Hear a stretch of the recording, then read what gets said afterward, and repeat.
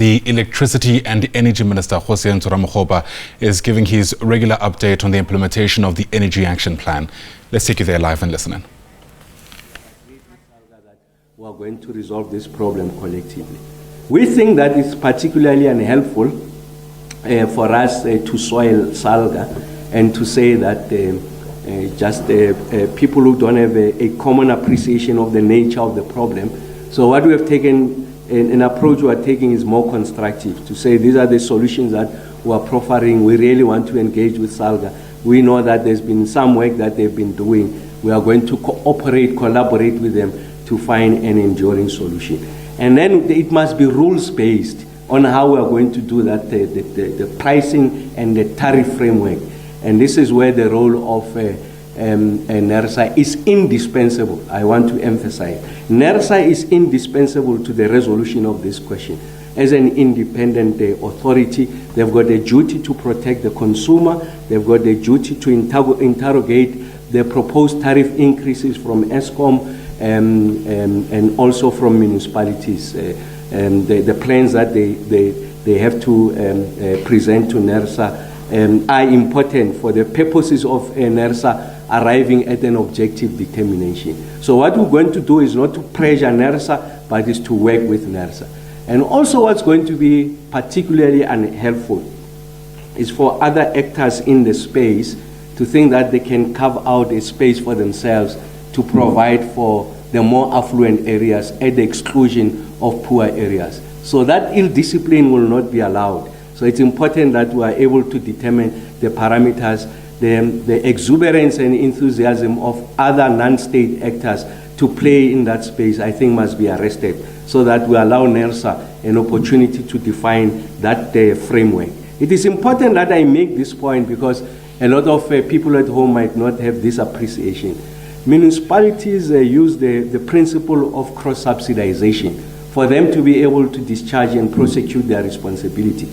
So all over the world, it's not a South African phenomenon. You are going to find that in the pricing arrangement of electricity, the rich are subsidizing the poor.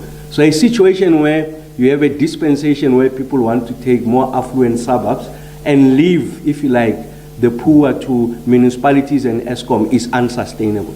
And that's why we are going to insist on that NERSA framework, and myself and the DM are committed to that. Find a framework that takes care of the interest of the poor, the marginalized, so that we don't deny them access to electricity.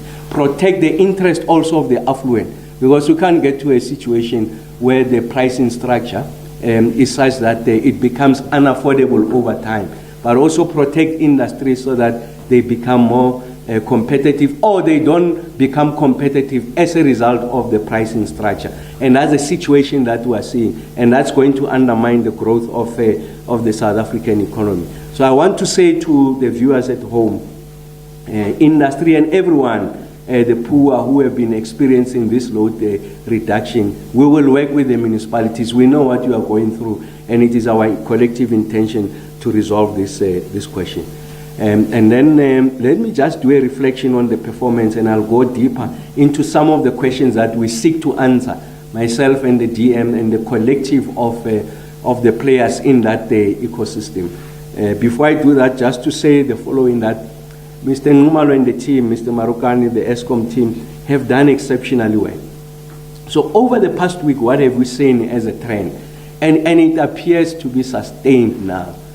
So over the past 7 days, Eskom has averaged 70% of EAF. So remember, the viewers at home, when I say EAF, I'm talking about two areas really, consideration: the rate at which these units are failing, and also the degree to which they approximate their design capacity. And thank you very much, Mr. Ngumalo. Let me put this into context. And this approved by the board from Mr. Ngumalo was that we're going through a period of load shedding, and I had said to the country, short-term pain, long-term gain. Allow us an opportunity to invest in the maintenance of this asset. I think the same period last year, Mr. Ngumalo, we're sitting at about the EAF of 55%.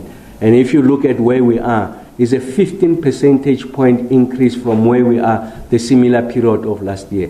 I mean, this is phenomenal. We never expected Mr. Ngumalo and the team to get us to this level this quick, but the team has been transfixed on the resolution of this problem. Thank you very much. We are not out of the woods yet. I want to emphasize, we will be the first people to say to you in absolute terms that this situation has been resolved, but the team is doing exceptionally well.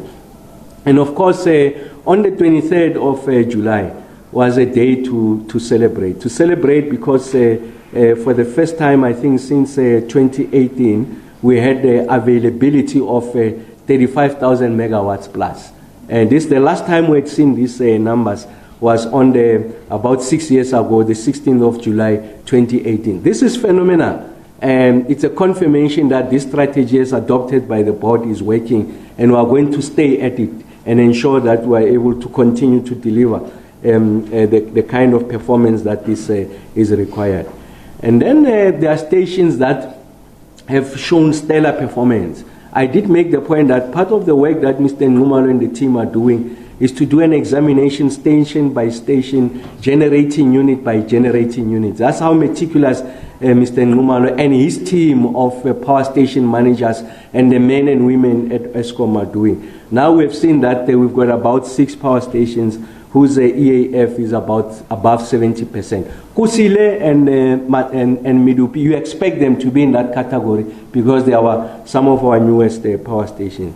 But I think what is encouraging us is that consistently Matla and Matimba are there in that category. And I want to say to you that there is an intra-station competition which is very healthy for purposes of driving this EAF.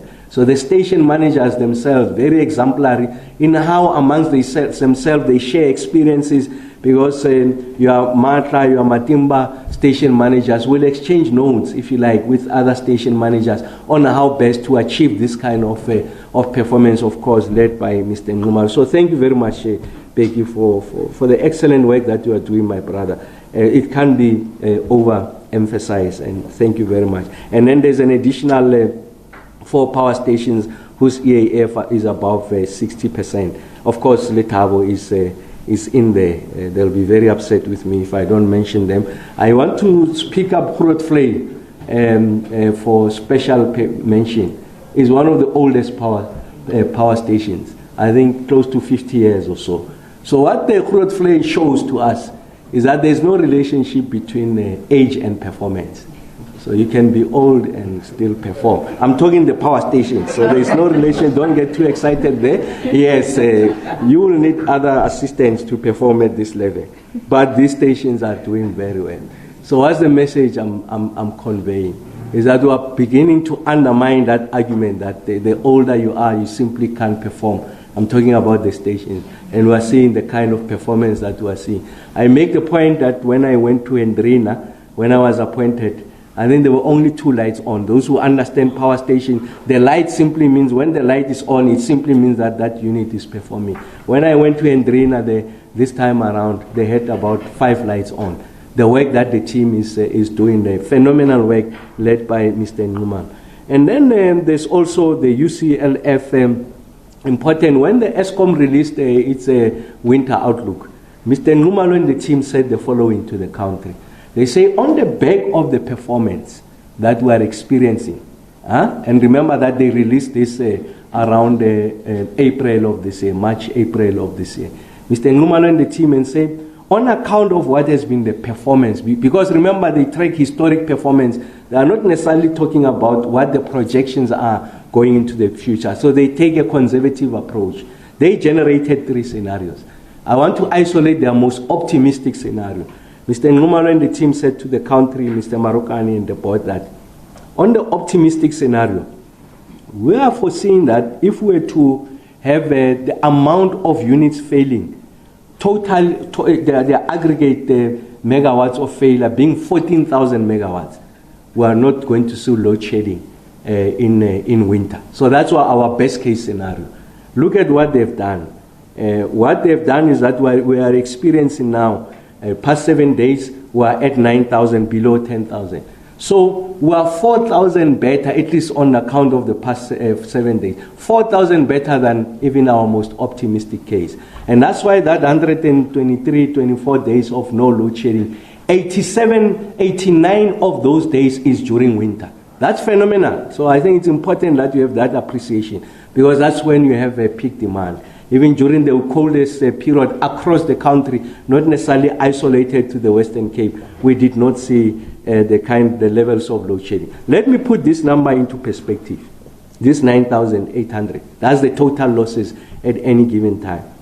When I stood before you, same period last year, the total losses were sitting at 16,400 megawatts.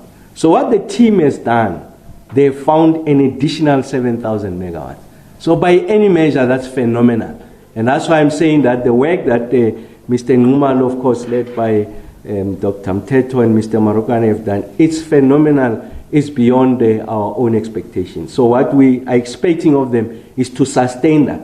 And sustaining it is to remain within that band that they've established since the start of the financial year. They are hovering, oscillating between 9,800 and 12,400 megawatts. They must remain within that band. And I'm confident that Mr. Nxumalo and the team would want to do to be closer to the lower figure of 9,800, because we know now that it can be achieved. That stemming from 2018, we're going back to those levels, and I know that quietly where it's seated is to ensure that we even better that mark. So we'll keep on, if you are moving the mark, illustrating that the combination of the leadership that is there and the expertise can help us to resolve this question. Just in number terms, the 70% average is over the past 7 days. But I think the more telling number is the EAF year to date, because that is over a period of time, about 62%, 7 percentage point increase from the 55% that we had experienced the last year. So that's a very, very significant. And we also show you, you can see that the trend line is going up in relation to the performance of the weekly performance of in relation to the EAF. When the week 10 started, week 10 starting from the 1st of April, because the financial year, so you do that those weeks. Week 10, since the 1st of April, we're at 63% the EAF, and now slowly we're going up to, now we're sitting at 71%. But you can see that consistently, we're about 68, 66%, and that's the benchmark, the new benchmark. The team will continue to make that improvement. And of course, the total unplanned capacity loss factor, so there's a relationship between the EAF. The higher the EAF, it means that the lower the levels of losses. And I just shared with you that we have reached a low of about 9,800 megawatts, last achieved about 2018. So that's the progress that we are making. And another number that is significant to all of us, because this is going to be more important much later, when Eskom makes applications in relation to tariff increases, NERSA will ask the question, what is the cost of generation? And if you are mixed, you are relying heavily on open cycle gas turbine. You are burning diesel to keep the lights on. It means that it's going to have implications on the underlying cost structure, because you must account for that for us to be able to keep the lights on. And I want to say to the country that you can see that with 123 days of no load shedding, and of course very little usage of diesel, I think we are 9 billion rands lower than where we are from an expenditure point of view compared to the same levels last year. I think we're at about 12 billion around this time last year. Now we're at 3 billion rands. And thanks to the work that Mr. Nxumalo and the team are doing. What's the point I'm making is that we need to bring down that cost structure of generation. Because like I said, over a period of time, it's got implications on the tariff structure, because it's a structural issue, if you like, from a pricing point of view. And the teams are beginning to negate, if you like, our over-reliance on diesel. From gigawatts hour terms, the lower we produce electricity from diesel, the lower the gigawatts coming out of that source. And you can see that, week 13 last year, we had generated 58 gigawatts of electricity from open cycle gas turbine. And now, week 13, the comparative period, only 9 gigawatts. And then now, as I speak to you, almost nothing. coming out of the OCGTs. Thank you very much, Mr. Nxumalo. I can't overemphasize the work that you are doing. I know, extremely soft-spoken. You always tell me, don't congratulate a fish for swimming. This fish is not suffocating, so we really need the fish to continue to swim for us to be able to have a hearty meal. So thank you very much, Mr. Nxumalo, and by extension, the men and women of Eskom. As I conclude, I want to talk to the issues of pricing. So there's an uproar across the country. Of course, we have seen that the surcharge, 200 rand. By the way, for the record, there are other municipalities that are having the same cost structure. I think it's important I make the point. And I think for us, it's not to ventilate these issues in public. It's important that we resolve the problem. So we've identified the problem. We'll work with municipalities to ensure that we're able to resolve the problem. So we want to suggest to the country that, in essence, there are 6 broad areas that are going to receive our attention. So is the Eskom's holdings distribution, so the distribution element that is led by Mr. Bala, and of course the NTCSA, I mean, up and running on its own now, I think since the 1st of July, is the tariff structures associated with those. So there's a need for us to have a greater levels of interrogation collectively to ensure that they are truly price reflective. And then is the evolution of the electricity subsidy framework. And this, I really want to combine it with the review of the basic electricity. So we know that as part of what I refer to the social wage. So the social wage is that assistance that is provided by the state to the poor in particular. It comes in 2 forms. It comes in the forms of direct transfer, money in your pocket, your SRD grant, you get that money, your child grant and all of that, old age grant, that's money in your pocket. So you can go to an ATM and withdraw that money. So you decide how to use it. And there's what I call non-cash transfers. So essentially it's a subsidy we are giving to the poor, a particular threshold of free basic services, and we're targeting water and electricity. So it's important that that must evolve. What we know is that there's meant to be about 10 million households that benefit from this. But what we know is that only 2 million are benefiting from this. So essentially that money finds its way to municipalities, but it doesn't find its way to the beneficiaries. And it's as a result of a multiplicity of factors. So you find the most prominent one in a municipality. It takes forever for a municipality to register people on the indigent, whilst in fact that money has come through. And when it comes through, it's not a conditional grant. So it means that municipalities can use it for whatever means or ways they want to do it. So it's important that we protect that for purposes of the poor, so that we cushion them if they exceed that threshold against these tariff increases. But we really want to determine a threshold that it's well examined and it provides for an average consumption of an average poor household, so that they don't have the burden of paying for this. Because I'll tell you what this does.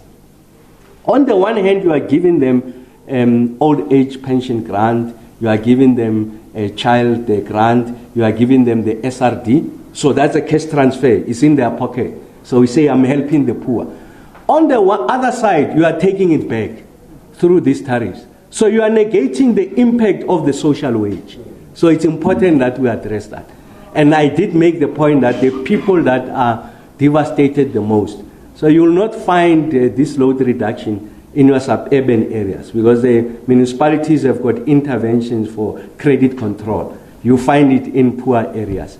And then you find collateral damage. You find a gogo who's very diligent, does everything possible to pay for the municipal bill, but because the surrounding households that share the distribution infrastructure with her, the great majority of them are not paying. When there's load reduction, it's for everyone. She can't be isolated. And that's collateral damage. It's extremely unfair. And essentially, you are getting into an area of energy access inequality. We don't want that situation. I want to emphasize, those that can pay must and should pay.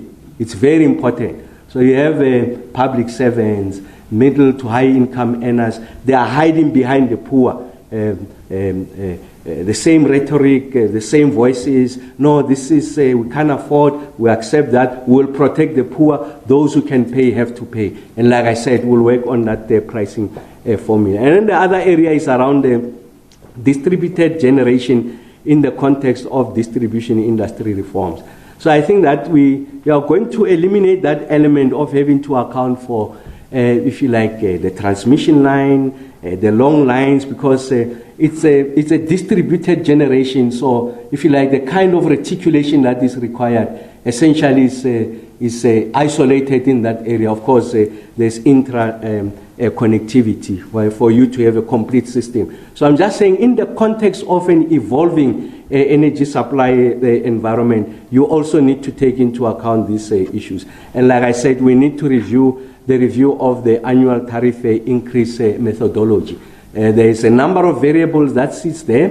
There's parameters that have been defined there. I think we need to revisit those parameters in the context of an industry that is evolving. So we need to ensure that we are able to address a wide range of issues. So it's about the economic, environmental, strategic, and structural, organizational, technological, and other challenges. So we find that in other parts of the world, when you do this tariff structure pricing plan, it responds to all of the above. So not only just the cost of supply, but the socio-economic dimension. Very complex calculus. So we have everything, the tools for us to enter into this space, begin to interrogate how we arrive at these prices. Like I said, we're simply surfacing some of the issues that are requiring our attention going into the future. And of course, there will be questions regarding the cost of recovery, classification of underlying asset, electricity subsidies, and the consequential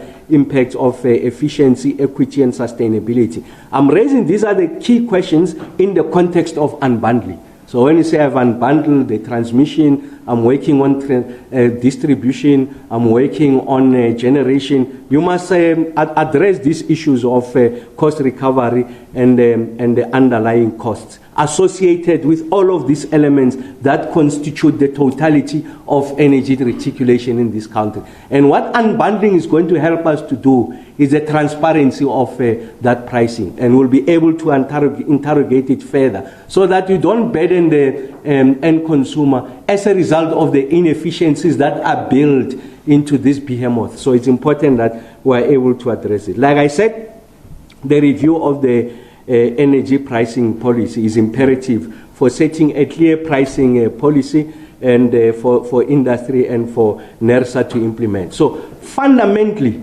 myself and the DM as the executive authority, we carry that responsibility of ensuring that there's a clear pricing policy in the country.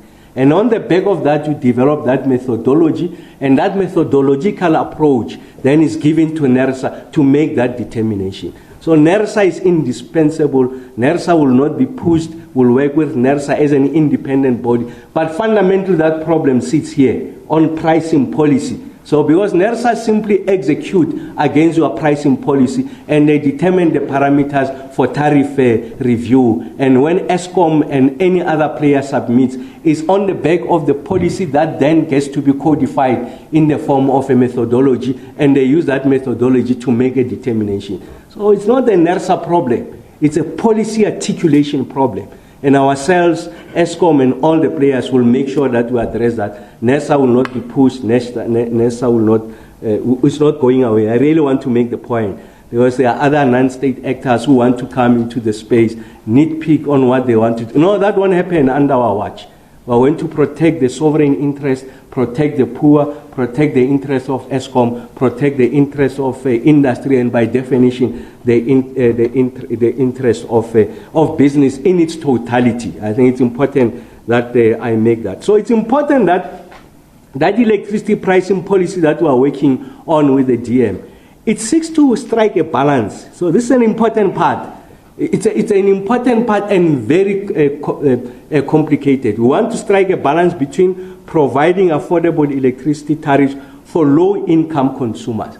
So it's important that we surface this. We accept that there's a body in our country or a community that simply cannot afford, on the back of objective reasons, the performance of the economy, you mentioned them. We need to protect them. They have the right to access this electricity, and therefore it must be affordable. And that's why that subsidy framework is important, because they'll be supported on the back of that subsidy framework. And a cost-reflective tariff for all other consumers. So it doesn't follow that even if you are rich, you can be pickpocketed. Because a tariff dispensation must not serve to pickpocket the rich. It's important that it must reflect this transparent pricing that is associated with the various components of the value chain of delivery. And that's why the unbundling is important for us to have sight of what are the costs associated with each and every one of these players in the value chain. So I think it's important that we are able to do this. And then we also make the point that we want to ensure that tariff reflect the cost structure into the future.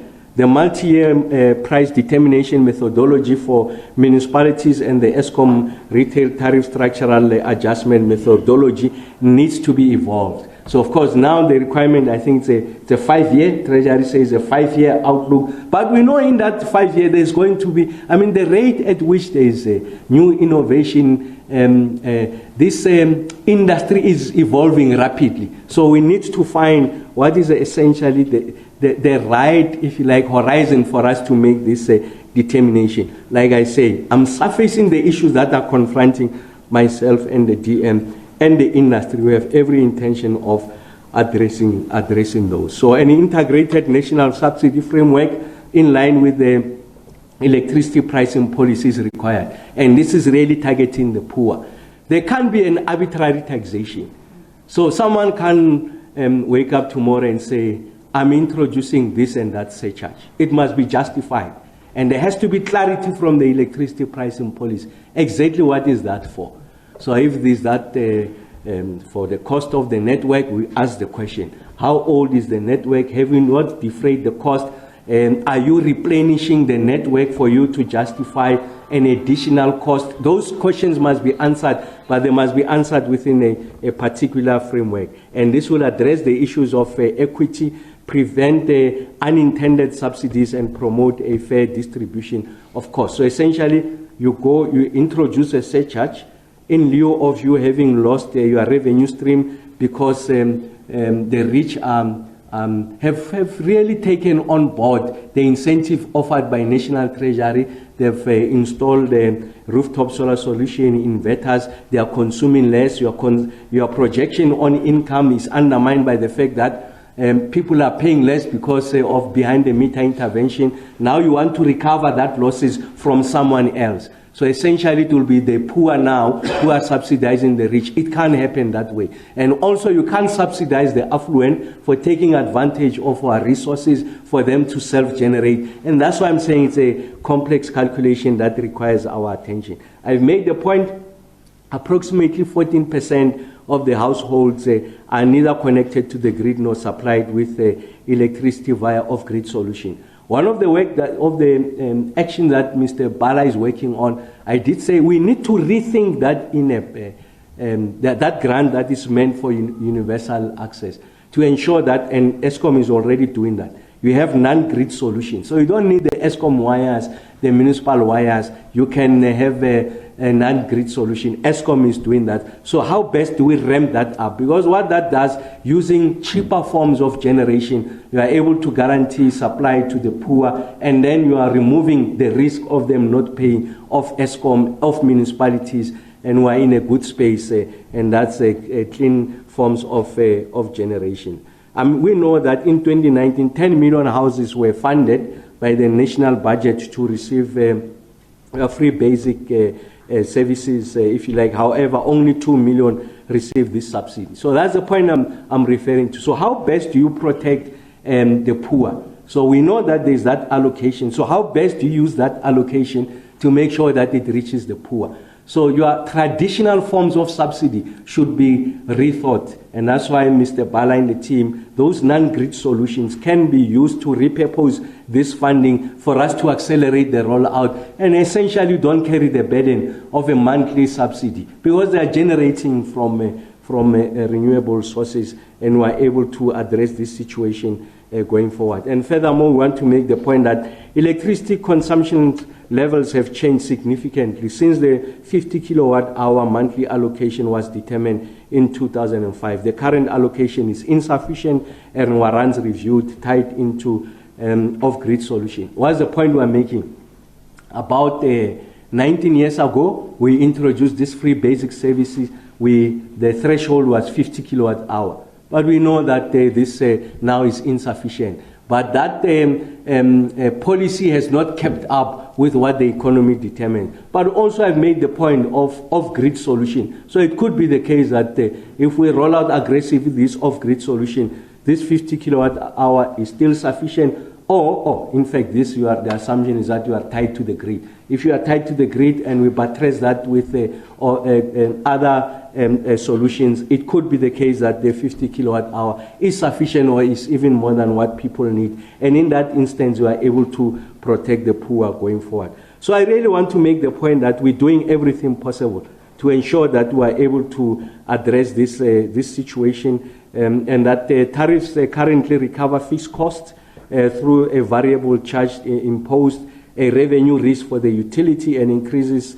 tariffs for all customers. And our point is that we need a correct separation and structuring of network, retail, and energy costs in the tariff charges will provide the correct economic signal and payback period for the alternative energy decisions by comparing the energy cost of the utility versus the energy cost of the alternative. So those are part of the robust arrangements that we are introducing. So in conclusion, I really want to say to South Africans, we are alert to the crisis that is confronting us.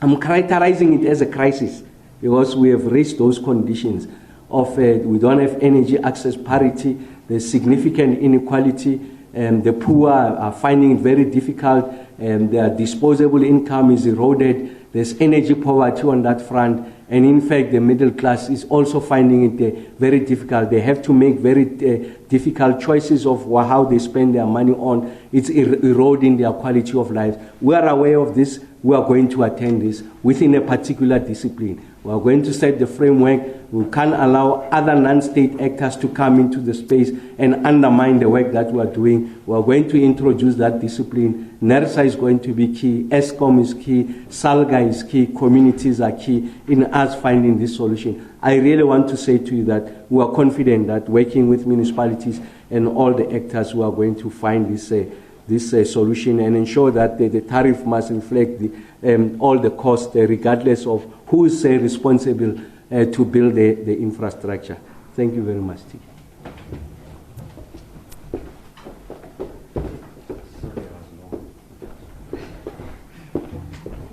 Thank you very much, Minister. Colleagues, with all of those insights, we would now like to open the floor to questions from members of the media. We'll stick to our established protocol where you will introduce yourself and the media house you represent. We'll start with questions in the room, followed by those shared on our online platform. By a show of hands, any questions?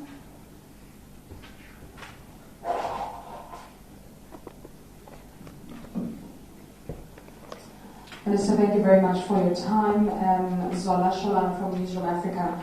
This is actually a question that's coming from one of our viewers who says, it is frustrating to hear that load shedding has stopped, yet load shedding continues for 5 hours at a time in townships daily and without notice or schedule. As a result, he has lost about 100 broiler chickens today because they cannot plan in advance. So perhaps you can just respond to that question for us. Thank you. Thank you, Zola. Any other hand in the room? Good morning, Minister. My name is Bonsu Mudzeba from Kai News. My question is quite in line with what Zola has asked. Maybe clarify for us what the difference between load shedding and load reduction is. Because it's basically the same thing from a practical point of view, where people don't have electricity for a certain number of hours but work differently. Thank you. Thank you, Ponto. Any more questions before we take Takalani? Takalani, can you take us through the questions online? Thank you, Taka. Thank you, colleagues. We have a couple of questions here that are coming from online platforms, and the first ones are coming from Lopus from Independent Media Group. The first question is, when will the draft IRP 2024 be published? And the second question from Lamis Umaji, News 24, is the NERSA made a decision on Eskom's application to reserve grid capacity for renewable energy procurement. And if the application fails, will that jeopardize the success of future bid windows and the minister's plans to be ultra aggressive with renewables? And 4 questions from Terence Kramer from Engineering News 1. Does the minister have any comment on the withdrawal of Total Energies from Bralpada and Lupet gas finds? And number 2, Eskom is speaking about a relatively large generation build program. Has Eskom received a dispensation outside of the IRP 2019 for these projects, and how will these projects be financed cost effectively given the debt relief restrictions on new debt and its weak credit ratings? And when will an announcement be made on the approach to independent transmission projects? And does the minister agree with Eskom's objection to the issuance of licenses to the new private traders? And we have Janine Erasmus from Business Day. Can we have an update on the bid window 7 on the REI triple PP?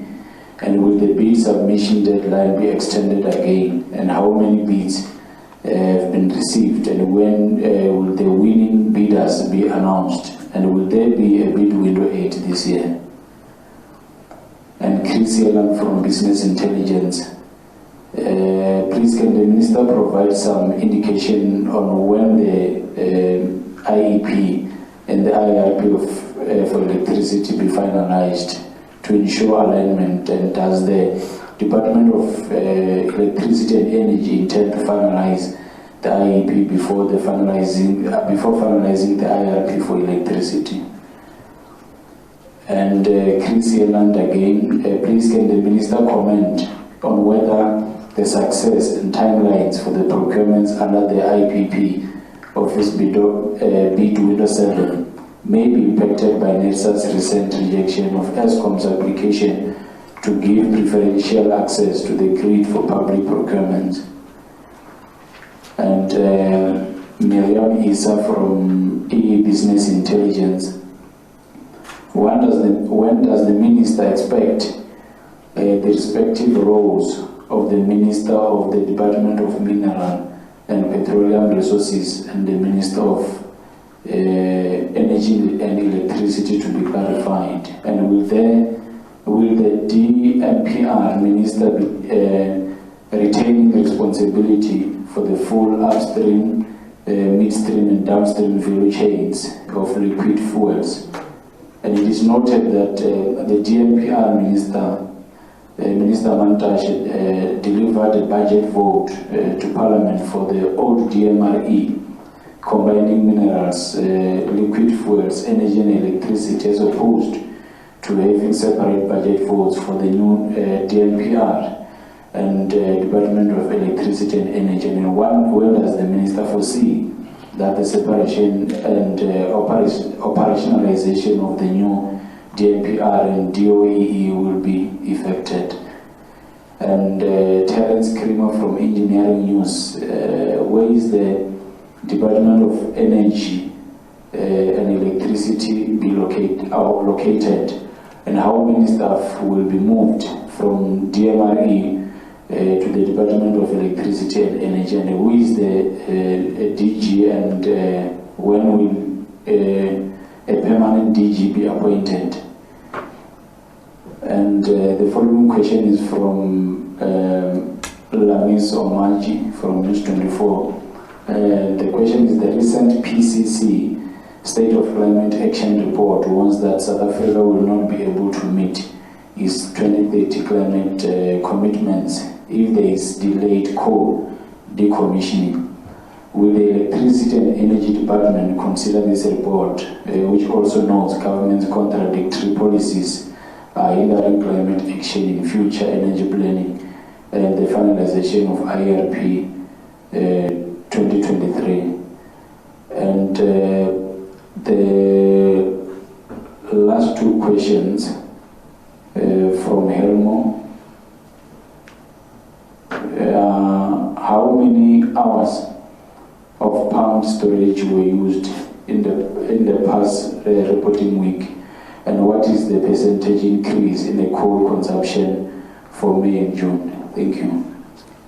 Thank you very much for all those questions.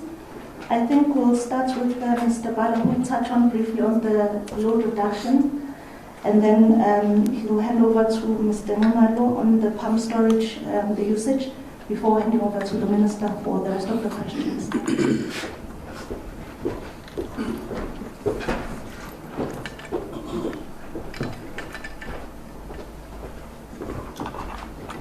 Thank you for the question. Good morning. The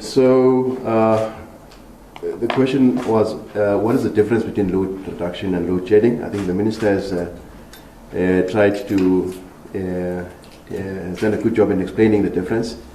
Load shedding, when there's a deficit between what is being generated and what is being consumed, that's the era when you go into load shedding. On the other hand, load reduction is a localized situation whereby what is being consumed exceeds the design capacity of the infrastructure.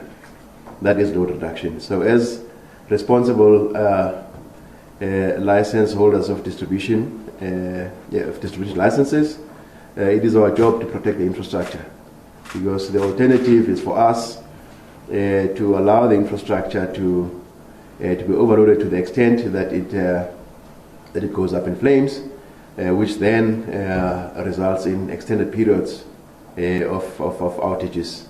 We know we've had those situations whereby people sat for 3 months, 6 months, up to a year without electricity, simply because the transformer at the corner had exploded because of overload. So proactively, as operators, we need to monitor these transformers, this infrastructure, in terms of the loading, and proactively then manage it in a way that saves the life of the transformer. Thank you.